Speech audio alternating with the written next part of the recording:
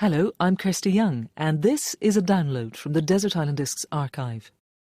This edition of Desert Island Discs was archived without the music, so although the Castaways' choices are introduced, they're not part of this recording. Full details can be found on the Castaways page on the Desert Island Discs website. The programme was originally broadcast in 1971.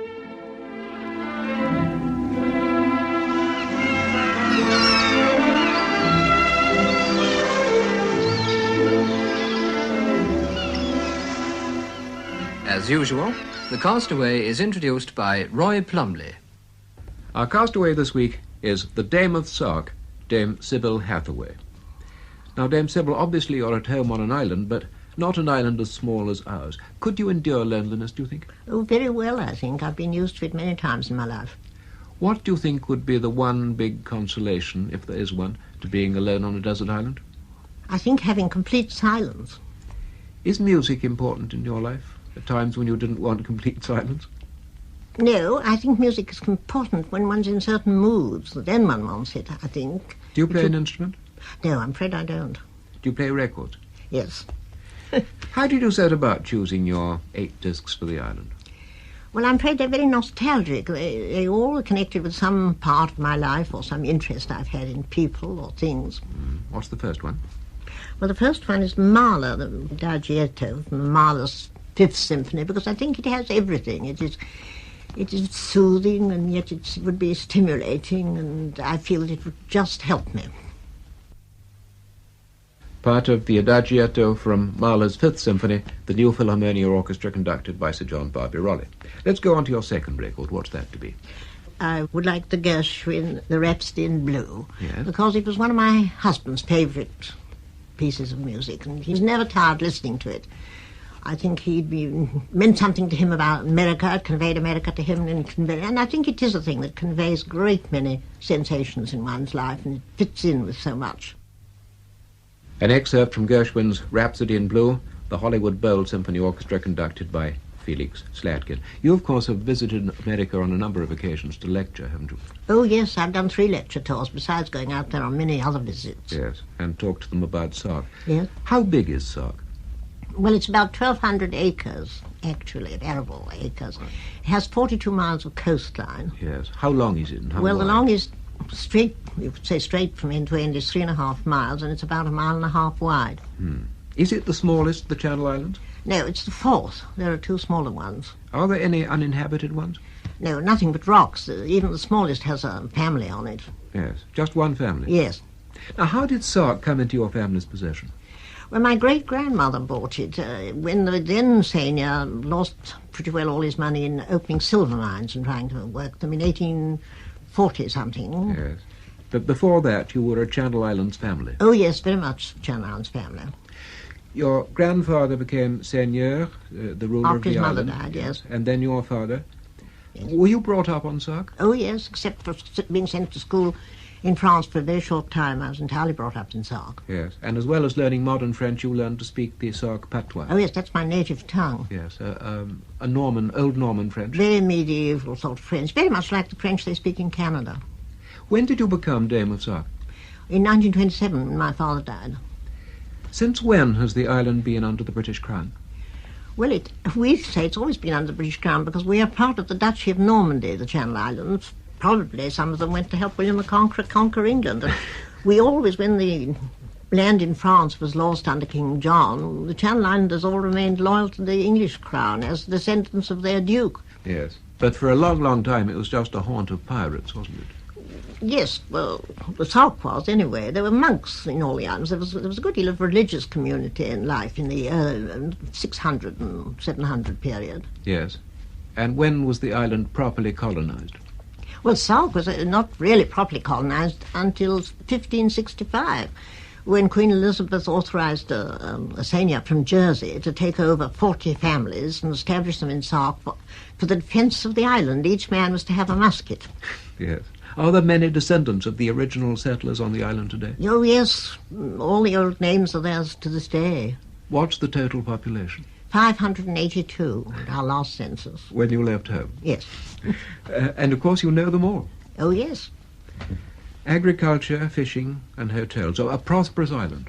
Very prosperous, but never in the red, I'm glad to say. Good. How far is Sark from Guernsey? 6 miles as the crow flies. It's 9 miles round to the harbour. Yes. And a regular daily service? We have a service twice a day in the summer, and then there's just one cargo boat in the winter. Yes. I know that it's rather treacherous sea round Sark. Are you often cut off by bad weather? Oh, very, very seldom. Perhaps for 48 hours at the very most, because they can always get across after all between tides. Yes. Let's have your third record. What's that to be? Well, my third record, I'm going to choose a great friend of mine, Florence Easton. She was a Canadian Metropolitan Opera singer, and she used to come and stay with me in Sark. And I would feel that if I was in my desert island, I'd like to think of people that had been with me in Sark and that I could hear their voices again. What's she singing? Songs my mother taught me by Dvorak. I think that lovely voice is shown to its best in a very simple song. Florence Easton. To what extent does Sark rely on Guernsey administratively? Well, we rely on advice from the Crown officers, such as the bailiff and the Attorney General and Solicitor General in Guernsey, but we're not in any way under the states of Guernsey. Their laws do not apply to us, and their taxation doesn't apply to us. Yes. We have our own parliament. The Court of Chief Pleas? Yes. Now, that parliament makes recommendations to you, but you have the final say. Well, no, I'm not a sort of feudal person as they think I am, and they very often like to say in the papers. Nothing of the kind. I'm subject to my own laws. I have only the form of veto, which can hold back a law for something like 40 days for reconsideration. So that's very democratic, really. It gives people time for reconsideration, but it's not a final thing, and I'm subject in every way to any laws that are made by the Chief Pleas. You do have certain feudal rights, Dame Sibyl. You have a levy on all the cereal crops and a percentage on sales of property. And I believe until recently, each islander was supposed to give you 2 days' work a year. Well, he gave 2 days, not to me, to the roads, to the repair of the roads, but now that's done by a tax. Mm-hmm. Now, there's no income tax, no death duties. No, nothing of that sort. No, we only have one tax, and it really is a rate, and it's only for the maintenance of our poor. Yes. And we have very, very few poor. These are only the very infirm and old that have to be cared for in hospital. You don't admit tax avoiders as new residents? We don't, and certainly don't encourage them. It's difficult for them because, well, there are no properties for sale, and everybody has to get my consent before they can buy, Yes. and there are restrictions on building. Can women own property? Oh, certainly. Women are well taken care of. We haven't got a divorce law, and we haven't got a Women's Property Act, but we do have a law which forbids any man to sell his property without the consent of his wife.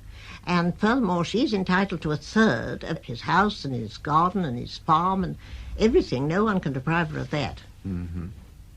Sark, in common with the other Channel Islands, was occupied by the Germans during the last war. You refused evacuation and you stayed to deal with the situation. Yes? You dealt with the occupying forces on behalf of the islanders. Apart from obvious shortages and restrictions, were there any major troubles during the occupation?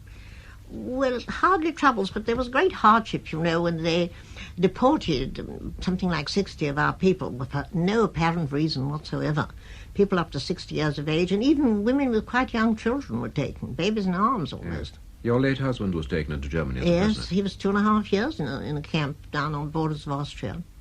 When the day of liberation eventually came, did the Germans hold out to the end? Was there a lot of Sark fighting? was the very last place liberated. It was 2 days after Guernsey, and we had 275 Germans in the island then. There were 30,000 in the Channel Islands. Yes, but they didn't defend it to the end. Oh, no, there was no sabotage or anything of that sort. Do any of the ex-occupiers come over now as visitors? Oh, yes, very often, especially the doctors, because we had to rely on the German doctors. Our doctor went off, abandoned all of us, and went off when they took the people away from the lighthouse. The English collected all the lighthouse keepers, you see, before Yes. the Germans arrived. And the doctor went too? And the doctor went too, and we had nobody at all. And so I had to appeal to the German doctors to take care of our people, which is a common thing in the civil occupation. And they were very considerate. They did a great deal for us. Let's have record number 4. What's that? And number 4, I would like the Dance of the Hours because it's very cheerful, and I'm sure I should love it on a desert island now. The Dance of the Hours from La Gioconda, Herbert von Karajan conducting the Philharmonia Orchestra. Sark has a great horde of tourists every year, doesn't it?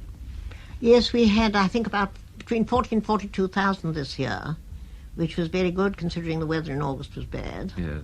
How many of them stay?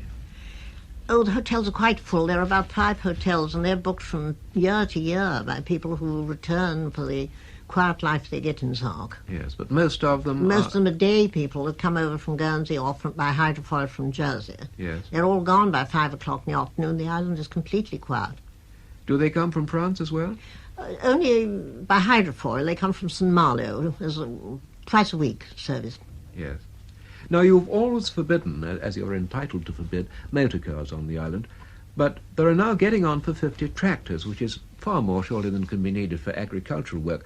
Aren't those tractors being used to get round your edict?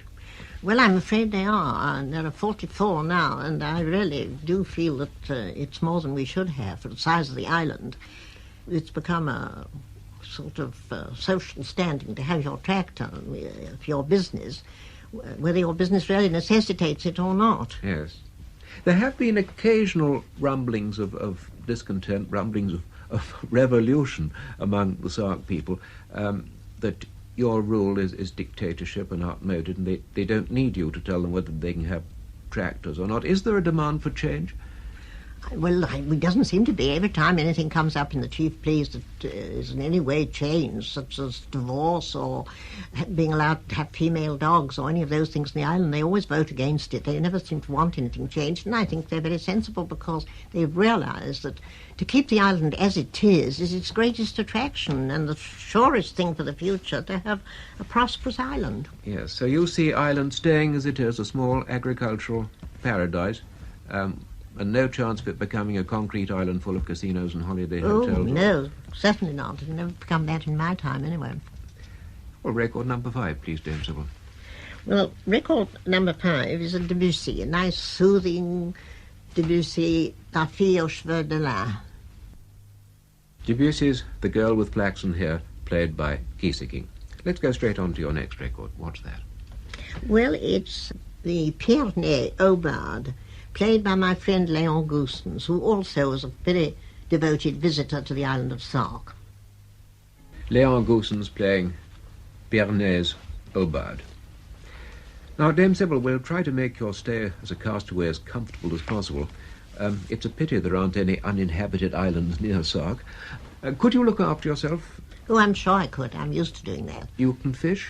Oh, certainly. And obviously you can handle small boats. Yes, a small boat, I could. Would you try to escape? Well, not if there are any sharks about. Rather depends where the island was. I think we'll put it near enough for someone to come and fetch you. Oh, well, somewhere where I could swim, perhaps. Yes, you're a very strong swimmer, Yes. I believe. Let's have record number 7. Well, record number 7 is Noel Coward singing his song Matelot. I've always been terribly conscious of the period of my life in which Noel Coward was everything. One never missed a play of his, or everywhere one went one heard his music, and it was a part of my life which spent a good deal in London at that time, and I would love to be able to bring it back to me while I was alone on a desert island. Noel Coward singing his own song, Matelot, which brings us now to our last record. Well, I should like to have Ernest Luff singing Oh for the Wings of a Dove. I actually heard him sing it myself many years ago, and I think it would be terribly relaxing and satisfying and make me feel happy, if one could be really happy entirely alone on an island. But anyhow, it would comfort me, I think, and it was a thing that one would never get tired of. Ernest Luff and the choir of the Temple Church, London. If you could take just one of the 8 records you played us, which would it be? I think it would be the Mahler, because that has something of everything. All one's emotions, I think, are contained in that, and it would be the most satisfying one to have. And one luxury to take with you?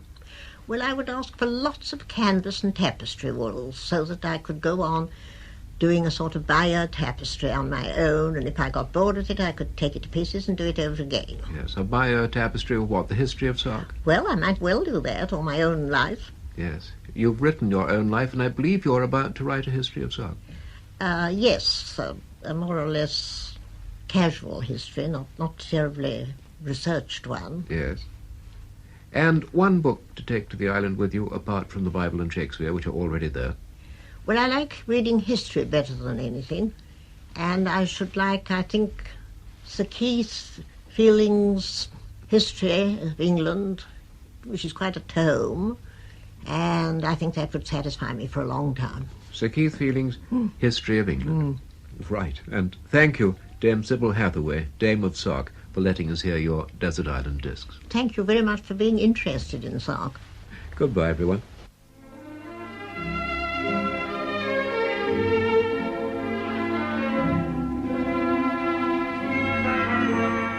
The guest in today's programme was Dame Sibyl Hathaway.